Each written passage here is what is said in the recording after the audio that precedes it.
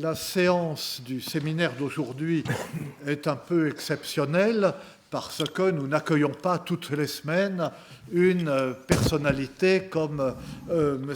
Vasco Graça Moura.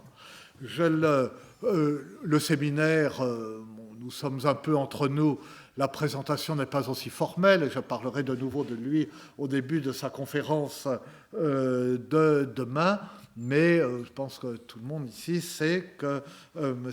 Graça Moura est un très grand poète portugais, également romancier, essayiste, et qui, outre le fait qu'il est poète, a joué un rôle public, et joue un rôle public dans son pays considérable, a joué un rôle politique au moment de la Révolution des œillets, a occupé des fonctions extrêmement importantes sur lesquelles je reviendrai demain pour ne pas, parce que bis repetita, si le public est le même.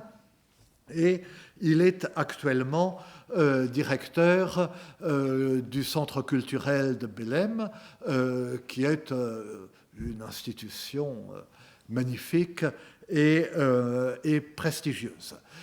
Ces poèmes, il existe une édition bilingue de ces poèmes qui permet à ceux d'entre nous qui maîtrisent mal le portugais de les lire et en se reportant au texte original, quand même, quand on a une petite idée des langues romanes, même si on n'est pas lusitaniste professionnellement, de les comprendre, c'est vraiment magnifique. D'autres ouvrages ont été traduits, en particulier un roman, je dirais pas un livre autobiographique, mais un livre d'enfance qui s'appelle Le Magnolia et que je vous recommande. Demain, comme vous le savez, demain après-midi, M. Graça Moura fera une conférence sur la correspondance de Saint John Perse et de Calouste Gulbenkian qu'il vient d'éditer chez Gallimard. Mais aujourd'hui, il va, dans le cadre et dans l'esprit de notre séminaire, il va nous parler de Camões. Naturellement, moi, avec mes gros sabots et mon ignorance, n'est-ce pas, quand on s'adresse à un Portugais et qu'on fait un cours sur quel est le nom du poète, on pense Pessoa. Mais alors, ça agace les Portugais. Et d'ailleurs, M. Graça Moura est un peu coupable parce qu'il a écrit, naturellement, sur Pessoa. Et là, non, tout de même, soyons sérieux, revenons, puis ça tombe bien, puisque nous parlions des chansons de geste il y a un instant, parlons de la seule, peut-on dire, épopée du début des temps modernes vraiment réussie, hein, et fondatrice fondatrice pour son rôle intellectuel, non pas fondatrice d'une littérature, parce que Dieu sait que la littérature galicienne portugaise est ancienne, mais fondatrice dans son rôle intellectuel, Camões. Donc, M. Graça Moura parle de l'auto-allusion dans l'œuvre d'un poète portugais du XVIe siècle, Luís de Camões. Merci. Bonjour. Je commence par remercier très vivement le professeur Zinck de ses paroles, que je dois vous avertir que sont assez hyperboliques en ce qui me concerne, et par remarquer que Fernando Pessoa, notre grand poète du XXe siècle, n'aimait pas du tout Camões. Il se prenait pour une sorte de super Camões et il disait que Camões avait été en deçà du reportage transcendant que les navigations portugaises auraient attendu de lui. C'est une boutade assez désagréable à l'égard de Camões, mais c'est aussi une note de bas de page que je mets ici au début de mes mots. J'ai écouté avec un énorme intérêt la leçon que le professeur Zinck a faite à Lisbonne à propos des noms du poète. Et dans cette leçon, il était aussi question de Guillaume d'Aquitaine, et à propos du poème Ce grand troubadour, qui est ce poème qu'il a fait sur rien, je me suis rappelé que précisément Luís de Camões, 4 siècles plus tard, et se trouvant à Goa dans un état d'extrême détresse, il a toujours été très pauvre, avait fait servir à ses amis un banquet où il y avait dans chaque assiette un petit couplet. Donc il n'y avait rien à manger. C'était ce qu'il appelait un banquet de trovas, un banquet de chansons, un banquet de couplets. Et de ces courts poèmes, je vous propose un tout petit échantillon dans une traduction assez pauvre, mais qui essaie de reprendre le rythme et le type d'ironie. Et vous faites la grimace à cette amphibologie. Sachez donc que la poésie, pour vin, vous donne de l'encre, et pour plat, des paperasses. Pas des miettes grillées, d'aucune chose une gosse. Et rien comme pâté, et du vin comme jaté, et bouchée vide à la sauce. Bon, c'est une façon très ironique de composer un poème sur rien qui permettrait de faire un début de raccord avec l'intervention du professeur Zinck à Lisbonne. Et elle est tout aussi une façon de faire une allusion amusante à la condition d'extrême pauvreté de l'auteur. Mais alors j'ai une autre idée, puisqu'il était encore question des correspondances possibles entre nom et identité, des références explicites ou cachées du poète à soi-même dans son texte poétique, de la pression de la sincérité et de la pulsion du déguisement et du masque, de la dépersonnalisation et des enjeux du dédoublement de la personnalité, des contours insoupçonnés de la fiction et de l'hétéronymie, pour reprendre un terme qui a été lancé par Pessoa au XXe siècle. Il était aussi question des rapports entre la parole poétique et le réel, et enfin du jeu et de la crise, c'est-à-dire du jeu comme manifestation de la crise et comme mise en scène, soit de la crise du moi, soit de la crise du verbe, pour nommer et refléter le monde, et aussi comme crise du monde. Et tout cela, je vous avoue, m'est venu à l'esprit comme possibilité de jeu de miroir, d'enchaînement de renvois successifs, de spéculation entre la divagation et la mise en abîme. Bon, alors j'ai cru, comme le professeur Zinck m'a fait l'honneur de m'inviter à venir ici, j'ai cru qu'il serait intéressant de voir comment Luís de Camões développe un système d'allusion à soi-même qui peuvent être autant de signatures ou de contre-signatures de son œuvre poétique. Une grande spécialiste italienne de la littérature portugaise, Luciana Stegagno Picchio, parle, je cite, du goût amusé pour l'ambiguïté sémantique, ou le jeu de marteler les mots pour en faire jaillir des signifiés qui distingueraient surtout les redondilles. Redondilles sont des couplets en heptasyllabes traditionnels, où Camões s'abandonne joyeusement à l'exercice poétique, laisse la parole diriger sa pensée, joue presque à cache-cache avec le lecteur pour s'étonner à la fin avec lui de la polysémie du mot. Par exemple, il y a un oiseau qui s'appelle Camão. Camão est le singulier du mot Camões. Et puisqu'il s'agit du singulier de Camões, qui est son nom de famille, il n'est pas forcé d'y voir une allusion à lui-même.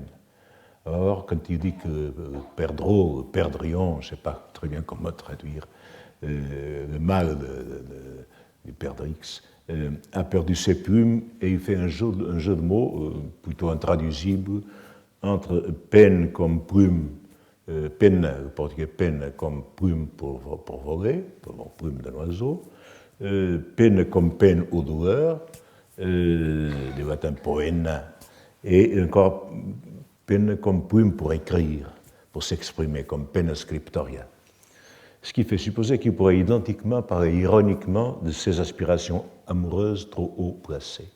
On dit, une des interprétations biographiques de Camões, c'est qu'il s'était pris d'une princesse, d'une enfante. Je crois que c'est assez fantasque ce type d'interprétation, ce type de construction biographique, mais de toute façon, il a certainement eu des amours, ou il s'était pris de quelques dames d'assez haute condition, d'assez haut rang.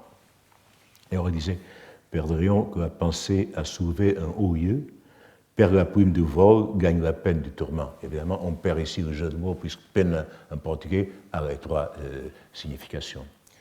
Il a voulu voler jusqu'à un autre tour, mais il s'est retrouvé sans aile. Et soyant sans plume, il se meurt de pure peine. Donc c'est un type d'allusion. Donc Camões parfois fait un usage remarquable. Il est temps de vous dire que Camões est le contemporain exact de Pierre de Ronsard. Il est né vers 1524-1525, et il est intéressant d'évoquer Ronsard, non seulement parce que leur existence a pratiquement coïncidé, le poète portugais étant mort entre 1579 et 1580, et le poète français en 1585, mais aussi parce qu'en 1570, au moment même où Camões rentrait à Lisbonne, après un séjour de 17 ans en Orient, dans la misère la plus totale, le cardinal de Lorraine écrivait au roi du Portugal pour lui demander une prévente pour Ronsard.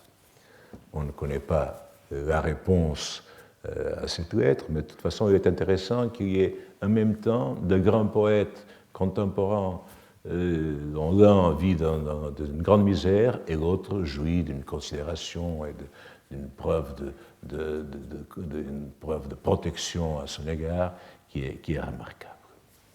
De toute façon, nous connaissons très peu de détails de la biographie de notre poète. On ne sait même pas avec certitude où il est né, on croit qu'à Lisbonne, on ne connaît pas l'année de sa naissance, on croit, comme j'ai dit, 1524-1525. On ne sait pas où il a étudié, probablement à Coimbra. Et on sait qu'il appartenait à une famille de petite noblesse, dont le blason, et si nous allons voir, c'est assez important, présentait un serpent qui passe entre des rocs, ou pour parler un langage plus héraldique en français, si j'ai bien retrouvé les mots corrects, de sable, amphiptère d'or, languet de gueule, il s'entend parler entre des rochers d'argent. Cet amphiptère au serpent ailé est représenté dans notre armorial héraldique comme un serpent qui ne montre pas seulement sa tête et son cou, donc qui n'hisse pas un pâle, mais qui glisse entre les deux rochers. Camões a fait son premier service militaire en Afrique du Nord. Il a combattu à Ceuta vers 1548 et il y a perdu l'œil droit. Et puis on sait qu'il est allé en prison à Lisbonne en 1552 pendant plusieurs mois, à la suite d'une bagarre dans laquelle il y a eu un blessé. Plus tard, quelques mois plus tard, pardonné, il est embarqué vers l'Inde en 1553 et il y a passé 17 ans. D'abord en service militaire, ayant ensuite fait un voyage en Extrême-Orient, connu la prison de nouveau, parti au Mozambique, enfin il rentre à Lisbonne en 1570, publie son épopée, le Louisiane, en 1572, et vit dans la misère la plus extrême, quoique le roi lui ait accordé une modeste pension, ayant décédé vers 1579, 1580, après que le Portugal ait perdu son indépendance à la tragédie d'Acaçarquivir, au nord d'Afrique. Et de son vivant et autres Louisiades, il n'a publié que 3 courts poèmes. Ces œuvres lyriques nous arrivent par des éditions plus tardives et par des manuscrits qui prêtent à une interminable discussion entre les spécialistes. Et pour ce qui est de l'œuvre lyrique, le Camões canonique nous manque encore, surtout en ce qui concerne une nombreuse production de sonnets dont l'authenticité est discutable. L'attribution des sonnets à Camões varie entre quelque chose comme 166 et 600. Et surtout au XIXe siècle, il y a eu des éditeurs avides de retrouver des œuvres inconnues du grand poète et les lui ont attribué sans beaucoup de soucis d'authenticité. Dans sa poésie lyrique, Camões, comme il est naturel, parle souvent de lui-même, ce qui est absolument normal chez un poète. Nous pouvons supposer qu'il a eu une vie amoureuse très agitée, raison pour laquelle il aurait été banni de la cour dans sa jeunesse. Ces amours, ces états de désespoir et d'angoisse existentielle, les jeux parfois tragiques entre le hasard et le destin, les contradictions dialectiques de ses sentiments amoureux, l'absence de la femme aimée et sa représentation obsédante dans la mémoire, le sentiment très vif de la distance et de la saudade vécue. Saudade est un mot plutôt intraduisible en français, mais c'est une sorte de nostalgie de quelque chose qui nous manque, l'être aimé qui nous manque. Il y a un mot allemand, Sehnsucht, qui à mon avis traduit parfaitement le sens de soldat. Des péripéties autobiographiques, surtout pendant son long séjour en Orient, sont autant de thèmes essentiels qu'il explore dans sa création poétique, sa création littéraire, avec de constantes références à la tradition cultivée de la poésie occidentale. Et nous verrons que ceci est très important pour ce qui est des allusions à soi-même. La tradition de la poésie occidentale, surtout celle d'Homère, de Virgile, de Pétrarque et de l'Arioste. Mais à ces références de la tradition poétique cultivée, il ajoute une expérience vécue personnelle et le sens d'une histoire du monde qui surprend à un tournant décisif. C'est l'époque où les dimensions connues du globe terrestre ont été changées vers le voyage de Colomb, avec le voyage de Vasco da Gama, vers la fin du XVe siècle. Donc Camões vit encore la surprise et la splendeur de cette découverte où chaque jour il y avait des choses différentes pour la connaissance humaine européenne. Et dans sa 10e chanson, il fait une synthèse importante que nous pouvons écouter dans une traduction de Marie-Yvonne Boudois et d'Anne-Marie Can. Je vais lire un fragment. Et c'est ainsi que j'ai changé de vie. Moi non, mais le destin cruel et courroucé, car pour ma part, je n'en voulais point d'autre. Mais lui me fit quitter le nid de ma patrie et me jeta sur l'immense océan qui tant de fois faillit m'ôter la vie. Tantôt, je découvrais l'incroyable fureur de Mars, qui de mes yeux voulut me faire voir et ainsi toucher son fruit amer, et sur mon bouclier du feu funeste, on pourra voir l'image. Tantôt pérégrinant sans but à l'aventure, je voyais des nations, des langues, des coutumes, des cieux divers, des vertus différentes. Dans ce passage, il ne se limite pas à la synthèse de ce voyage et à l'épisode de la perte de son œil droit, qui revient d'ailleurs plusieurs fois dans sa poésie, sur sa plume. Il reporte sur le plan héraldique son expression « escudo meu », traduite ici comme « mon bouclier », fait allusion à son écu d'armes, dans lequel le serpent est langué de gueule, c'est-à-dire présente la couleur du feu funeste dont il parle. Toute l'œuvre de Camões traduit les contradictions de son être écartelé entre la nostalgie d'une harmonie suprême et un sens aigu de l'incohérence et de la confusion du monde. Entre l'affirmation de la liberté humaine, du libre arbitre et la conscience révoltée de n'être qu'un jouet aux mains du destin. Entre l'implacable permanence du malheur et la brièveté de la vie et du bonheur. Cette opposition entre le malheur qui dure et le bonheur éphémère est très importante chez lui. Et ce déchirement aboutit à un écart tragique entre le mal présent et le bien passé qui donne à cette œuvre les accents les plus poignants et la conscience de cette rupture. Mais si Camões parle assez souvent de son existence dans ces termes, il y a d'autres mécanismes qui mettent en jeu pour faire allusion à soi-même d'une façon plus ou moins explicite et plus ou moins complexe. Le renvoi au blason de famille, par le jeu entre deux rochers et le serpent, nous le trouvons dans des poèmes comme cette élégie qu'il a écrite en Afrique du Nord, dont je cite 6 vers. J'escale le mont qu'Hercule, le Théban, du calpe gigantesque sépara, à la Méditerranée au grand chemin. Je suis en train de regarder de là, où il vit le berger des Hespérides, et le serpent qui le gardait tua. Donc il y a là ce jeu des figures de son blason, qui est à mon avis manifeste, et je crois qu'il a inscrit de façon pareille les figures de ce blason d'arbre dans quelques textes comme s'il s'agissait de renforcer une affirmation de sa présence au cœur même du poème. N'oublions pas que le serpent qui glisse entre deux rocs peut être approximé d'un cours d'eau ou être métamorphosé à lui.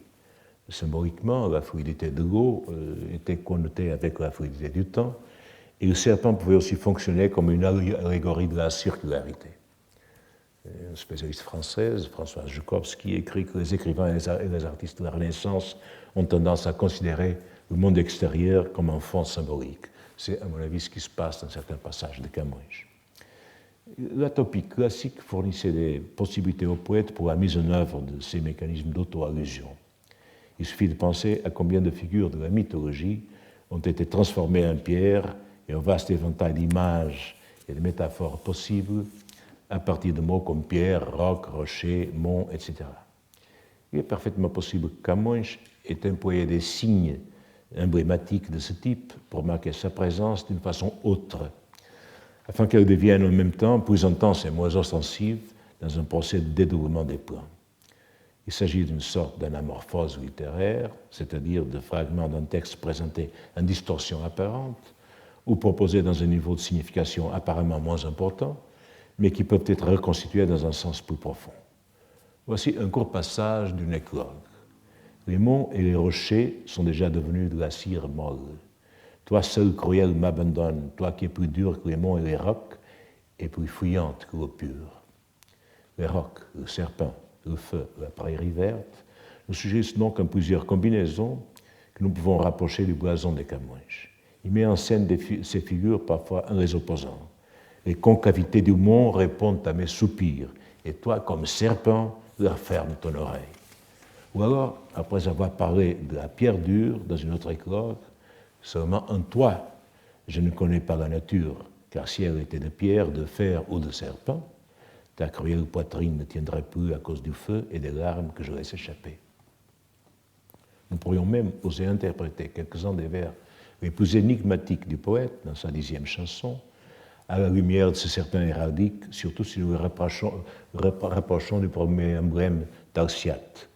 Duc Milan, ton écusson, meilleur d'un serpent l'enfant nu, dans une traduction française de l'époque. Parce que, comme on écrit, pour nourrice, j'eus une bête féroce, car le destin n'a pas voulu que ce fût une femme qui eût ce nom pour moi. Il n'y en aurait pas. Je fus élevé ainsi afin de boire dès l'enfance le poison d'amour que plus tard je boirai à l'âge adulte. Cette bête féroce serait alors la lignée, tout cas moins est issue. Dans d'autres endroits, il parle aussi de l'habitude de prendre du poison afin d'y devenir accoutumé. Et voyons maintenant ce qui se passe dans l'Élusiade. Il s'agit d'un poème où Camões chante le voyage de Vasco da Gama à la découverte de la route maritime vers l'Inde.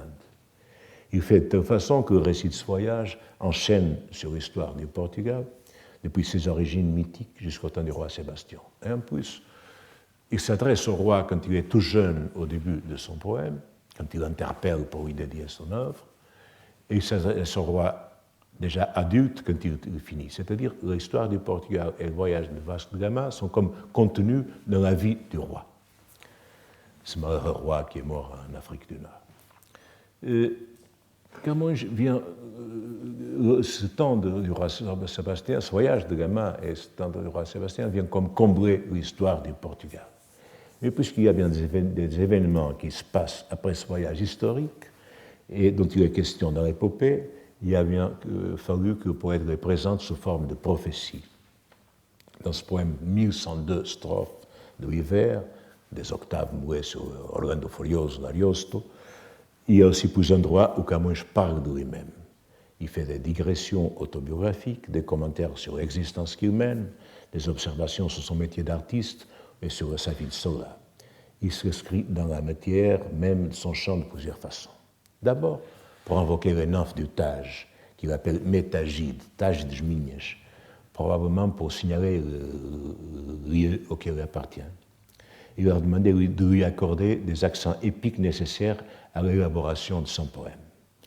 Dans cette première référence à son métier de poète, il exprime son besoin d'arriver à un changement de registre, puisqu'il fait une allusion au type de poème qu'il cultivait lui-même jusque-là, la lyrique et le poème bucolique, et à celui auquel il va se lancer maintenant, le poème épique et tonitruant. Il demande au Tagide une grande et sonore fureur, non celle de la Grèce chalumeau ou de la flûte grossière, mais celle de la trompette grande et belliqueuse. C'est une traduction de Roger Bismuth. Ensuite, il parle de soi pour dire au jeune roi Sébastien de son amour de la patrie, puisque s'il daigne le regarder, si le roi daigne le regarder, il verra l'amour de ma patrie n'étant pas mu d'un préville, mais presque éternel. Il n'y a pas de préville à être connu pour le chant de mon nid paternel. Et plus tard, il fait encore, quand il met dans la bouche de Vasco da Gama, des accents nostalgiques quant à son retour à cette patrie. Tout se passe comme si Camões parlait de lui-même. Voici, Vasco da Gama fait une description de l'Europe, depuis l'Est jusqu'à l'Ouest, au roi africain de Mérinde, au nord de Mozambique, Et puis, quand il arrive au Portugal, il dit voici ma patrie aimée, bienheureuse, et si le ciel me permet d'y revenir après cette entreprise dangereuse, qu'avec moi ma vie puisse y finir. Et dans notre passage, quand il critique l'absence de mécènes, le manque de sensibilité culturelle, l'oubli auquel l'artiste est forcé de se sentir voué, il pense évidemment à lui-même, tandis que vers la fin du poème, son système d'autoréférence se fait plus explicite, comme nous allons voir. Reprenant la traduction de Roger Bismuth, je ne le dis pas sans honte. S'il n'y a pas chez nous de héros immortalisés par le vers, c'est qu'on n'y prise pas vers et rime, car qui ne sait pas l'art ne l'estime pas.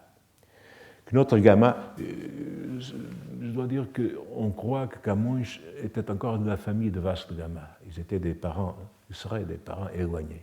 Donc, quand il se lance à chanter le voyage de Gama, peut-être avait-il l'espoir d'un jour recevoir une récompense de la part des membres illustres de cette famille. Et alors il écrit que notre Gama sache donc gré aux muses de leur grand amour de la patrie, qui les pousse à exalter sa race, à la glorifier sur la lyre, un hommage à ses illustres œuvres guerrières. Évidemment, quand moi je parle lui-même, quand il parle des muses et qu'il dit que Gama doit savoir gré aux muses. Il arrive même au point d'interrompre le récit de la rencontre de Vasco da Gama avec les autorités de Calicut, en Inde, pour tracer un très amer cadre autobiographique et récapituler ses voyages en mer, les dangers qu'il a courus, son patriotisme et son dévouement, sa pauvreté très grande, et l'oubli même dont il est l'objet. Et je cite de nouveau la traduction de Roger Bismuth. Tantôt exilé en des gîtes étrangers, avec pour compagne l'importune misère, tantôt frustré de nouveau, et plus que jamais de l'espérance déjà acquise, tantôt ramenant à la côte une vie qui tenait en fixe immense. Nous allons voir qu'il va reprendre cette idée de la vie qui tenait en fixe immense et qui ramène à la côte. Et puis, voyez nymphes, à quelles nobles âmes votre tâche donne naissance. Telles sont les faveurs dont ils savent payer ceux dont les chants les glorifient. Quel exemple à de futurs écrivains pour inciter des esprits curieux à immortaliser les exploits dignes d'une gloire éternelle.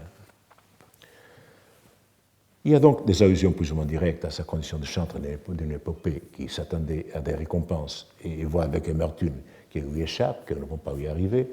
Et sur le point de conclure son harangue finale au roi Sébastien, Camões vante ses mérites, l'étude honnête mélangée à une longue expérience et un métier poétique dont il vient de faire la preuve dans le texte même de son poème, pour réaffirmer ensuite son dévouement au service du roi, recourant au topos des armes et des lettres. Ma vie ne manque pas d'études honnêtes à la longue expérience mélangée, ni de génie qui ici vous est présent, chose qu'ensemble on voit très rarement. Não me falta na vida neste estudo com longa experiência misturado, nem engenho que aqui vereis presente, coisas que juntas se acham raramente. Pour vous servir, mon bras s'adonne aux armes. Pour vous chanter, je me consacre aux muses. Mais il y a aussi d'autres endroits où Camões devient un personnage de son épopée, avec, au sein déguisement. Au chant 5e d'Élusiade, le géant Adamastor, qui se trouve à l'extrême méridional de l'Afrique, le cap de Bonne-Espérance, est d'une part ce personnage mythique dont les prophéties n'annoncent que des malheurs qui vont arriver aux navigateurs portugais qui ont osé dépasser ces limites interdites de l'extrême sud de l'Afrique. Mais à part ce ton menaçant de son apparition soudaine et effrayante, Adamastor parle très humainement de son existence. Il parle comme un homme, raconte une déception amoureuse qui fait penser à d'amères expériences personnelles, auxquelles la lyrique de Camões fait aussi de nombreuses allusions. C'est la transfiguration mythique de l'auteur. Le géant dit avoir été dupe de Thétis, la déesse qui est la femme de Neptune, de qui il s'était pris à la folie et qui lui aurait fait signifier qu'il lui accorderait un rendez-vous. Quand il s'est précipité à sa rencontre, il n'a pu embrasser qu'un rocher, ayant aussi été converti en rocher par une singulière métamorphose. En plus, il se plaint qu'après cette tragédie qui lui est arrivée, la déesse aimée accroît son tourment, puisqu'elle l'entoure en permanence dans les eaux. La critique a tendance à penser qu'Adamastor a quelque chose d'autoporté moulé sur le mythe. Et il n'est pas besoin de rappeler que le blason de la famille Camões figure un serpent qui glisse entre des rocs. Adamastor se plaint et évoque aussi ses sentiments. Je ne fus plus un homme, non, mais immobile et muet, un roc ayant un roc à ses côtés. Dans le chant 9e de Louisiade, Camões crée aussi le personnage d'un soldat, Leonardo Ribeiro, qui se lance à la poursuite d'une nymphe, Ephira, dans l'allégorie de l'île de l'amour. C'est une île agencée par la déesse Vénus, dans le chemin de retour des Portugais, pour récompenser les navigateurs de leur prouesse d'arriver à Nantes. Ce soldat, qui cite en italien un vers de Pétrarque, tra la spica e la man qual muro è messo, exprime le désarroi et la frustration de ne pas pouvoir prendre la nymphe entre ses bras jusqu'à ce qu'elle se laisse tomber au pied de son vainqueur. On tend à voir lui encore un portrait de Camões, un Camões qui s'installe dans l'allégorie pour assouvir son désir amoureux. D'autre part, il est vrai que Camões se présente aussi un protagoniste d'un fait historique raconté de l'épopée. Il disait, comme je vous ai cité tout à l'heure, que sa vie pendait d'un fil très mince. Et dans les prophéties qu'un Amphtétis fait à Vasco de Gama sur l'île de l'amour, quand il se retrouve sur l'île de l'amour, il est question de naufrage que le poète va faire quelques 60 ans plus tard à l'embouchure du fleuve Mékong en Indochine. Nous avons ici le curieux mélange d'un topos littéraire et d'une situation historique et autobiographique. En effet, le naufrage du chant 9e d'Hélusiade a un précédent littéraire classique. Jules César, à Alexandrie, a dû se jeter à la mer et nagea à l'espace de 200 pas jusqu'au vaisseau le plus proche, élevant sa main gauche au-dessus des flots pour ne pas mouiller ses écrits qu'il portait avec lui. Camões nous parle de son naufrage dans ces termes, et je n'en donnerai pas de traduction. Celui-ci, c'est-à-dire le Mékong, accueillera doux et paisible, là dans son sang, le chant qui, détrempé, vient de naufrages tristes et très pénibles, des tourmenteurs et chiffres échappés, des grandes fins et des périls horribles. Quand sera l'ordre injuste exécuté, d'un celui dont la lyre au grand éclat, plus de renom que de bonheur aura. Dans cette mise en scène, il commence donc par faire allusion à son poème, c'est-à-dire au texte même que le lecteur a ou va avoir sous ses yeux, dans ses mains, et qu'il doit lire en ce moment comme une sorte d'épave de naufrage, que l'auteur a fait un de très lointain parage. Et ce n'est qu'après avoir parlé de ce chant mouillé qui fait allusion à ses circonstances personnelles. Non seulement son navire a coulé, mais il a souffert de grandes privations et de grands dangers. Et en plus, il va ou est mis en prison, et cet emprisonnement est injuste. Enfin, il parle aussi de son art et de son sort de poète. Sa lyre est vraiment très sonore et où il vaut de la renommée, mais guère de bonheur. Et il enseigne aussi ces talents qui n'ont pas trouvé de récompense par des allusions à l'insensibilité de ses contemporains, notamment des grands seigneurs à l'égard de l'art. Par comparaison, comme je l'ai déjà avec les grands chefs d'antiquité, et il est évident qu'il fait allusion à sa situation personnelle, ce qui lui permet de conclure plus tard, déjà près de terminer son poème, « Assez m'amuse, assez. Voici ma lyre désaccordée et ma voix assourdie. Non pas à cause du chant, mais de le dire à des gens insensibles et durcis. La faveur qui le plus enflamme et inspire ne peut point venir d'une patrie plongée dans la convoitise et la rudesse d'une aussi sombre, austère et vile tristesse. » Cette idée d'une sombre, austère et vile tristesse, uma austera, apagada e vil tristeza, est devenue un lieu commun de référence littéraire de la culture portugaise. La patrie est plongée dans une austera, apagada et vil tristesse, une sombre, austère et vil tristesse. Aujourd'hui encore, contre un moment de crise, on dit la même chose. Les Lusiades sont donc un texte qui prend comme modèle les grandes épopées de l'Antiquité classique, notamment l'Odyssée et l'Énéide. Virgile et Homère sont des présences assidues, mais le cas d'Homère est vraiment intéressant, et même si, comme Virgile, donne lieu à de multiples allusions, nous devons regarder à trois temps fondamentaux d'une stratégie personnelle et promotionnelle d'auto-allusion.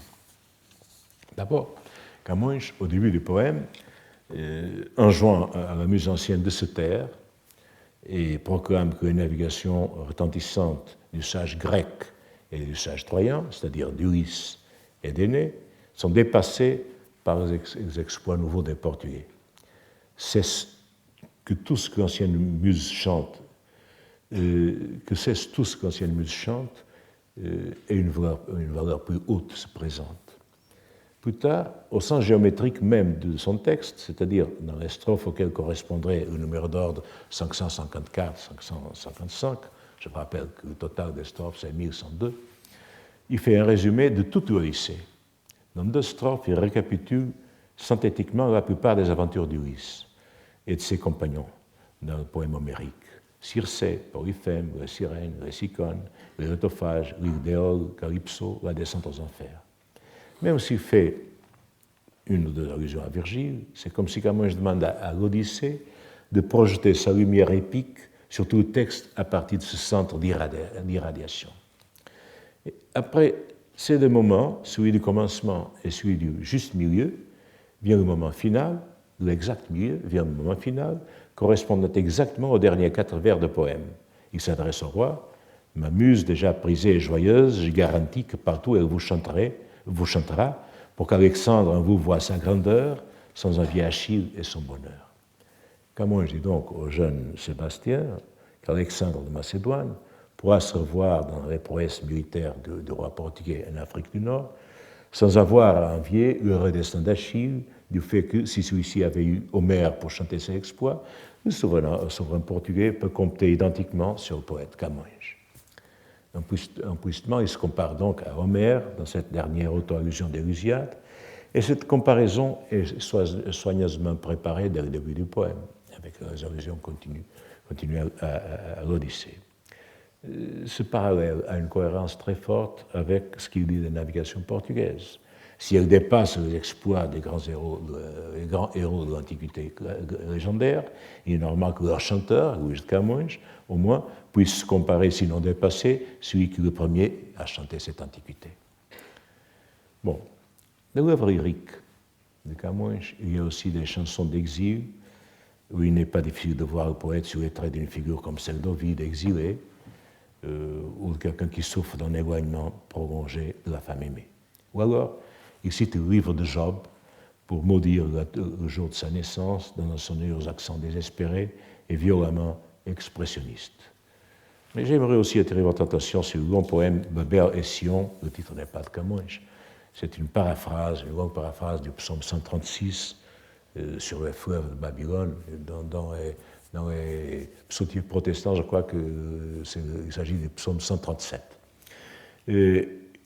Mais dans le poème de Camões, ce n'est pas seulement une paraphrase de ce psaume, il s'agit en même temps d'une authentique rhapsodie de thèmes bibliques.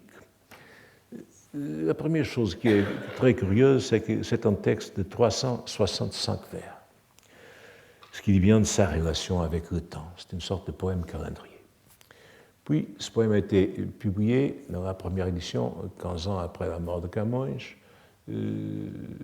et dans la deuxième, en 1598, en 10 ans. Mais avec le problème des strophes de divers, mais avec le problème grave qu'une de ces strophes à 15 vers. Donc on a déguisé la structure graphique du poème. Le fait est que dans le manuscrit, ce poème est écrit en strophes de 5 vers. Et c'est un poème qui fait une sorte de bilan d'une vie sur le registre de la poésie d'inspiration biblique, qui, comme vous savez, surtout après la Saint-Barthélemy, donc le dernier quart du XVIe siècle, était très cultivé soit par le côté huguenot, soit par le côté catholique. D'abord par les huguenots, plus tard par les catholiques. C'est un chant d'exil, mais dans ce chant d'exil, le poète prend littéralement ce que dit le psaume pour déposer les instruments du chant profane, la flûte qui peut agencer des métamorphoses du monde, pour empoigner un lyre d'or, propre au chant de la divinité et à la louange de la divinité, et pour aller à la rencontre de Dieu en quête du salut. Mais dans l'acte même de dire qu'il abandonne la flûte du chant profane, il fait une récapitulation orphique des pouvoirs de son chant et aussi du rôle que ce chant profane joua dans sa vie. Je vais lire ce passage dans la belle traduction de Marie-Vonne Boulois et d'Anne Marican.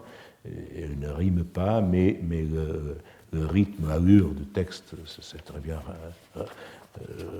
recouvré en français. Ô ma flûte, où tu étais, les montagnes accouraient chaque fois que je jouais, et les eaux qui descendaient s'empressaient de remonter. Plus jamais ne t'entendront les tigres qui s'apaisaient, et les brebis qui cessaient de paître pour t'écouter brouteront tout leur content. Jamais plus tu ne feras devenir rose l'épine, le long des rives en fleurs, et ne retiendra les flots, surtout pas ceux de mes yeux. Puis le forêt en moi, et tu n'entraîneras plus après toi la source pure, puisque tu n'as pu bannir les énervements du sort. Je t'offre la renommée, qui toujours est un éveil, ô ma flûte bien-aimée, et lorsque change la vie, les joies changent avec elle. C'est un long parcours poétique aux accents fortement platoniques et pythagoriques, ce qui est d'ailleurs assez étrange, puisque le platonisme était condamné par l'Église et Camões était un catholique orthodoxe. Il dit par exemple que la figure humaine dont il s'était pris n'est pas celle qui doit être vénérée ni aimée, parce qu'elle n'est qu'un rayon de la beauté qui seule, la beauté divine qui seule doit être aimée. Et dans son parcours fortement platonique et pythagorique, nous pouvons voir des allusions métaphorisées à des circonstances biographiques, comme la figure de la femme aimée, comme la perte des droits, ou au séjour en prison, par exemple, à propos de Babylone, il dit « non captif et verrouillé dans la Babylone infernale », mais des vices dénoués et jusqu'à toi porter ma patrie originale, quelque chose comme ça. Donc, il transfigure des épisodes vécus, des allusions sur un plan de cheminement vers la divinité. Mais ce qui est plus important, c'est qu'à un moment donné, il refuse soit le chant lyrique, soit le chant épique, et il le fait par la voie d'une palinodie, d'une recantatio, c'est-à-dire d'en revenir en arrière, d'en regret sur ce qu'il a fait.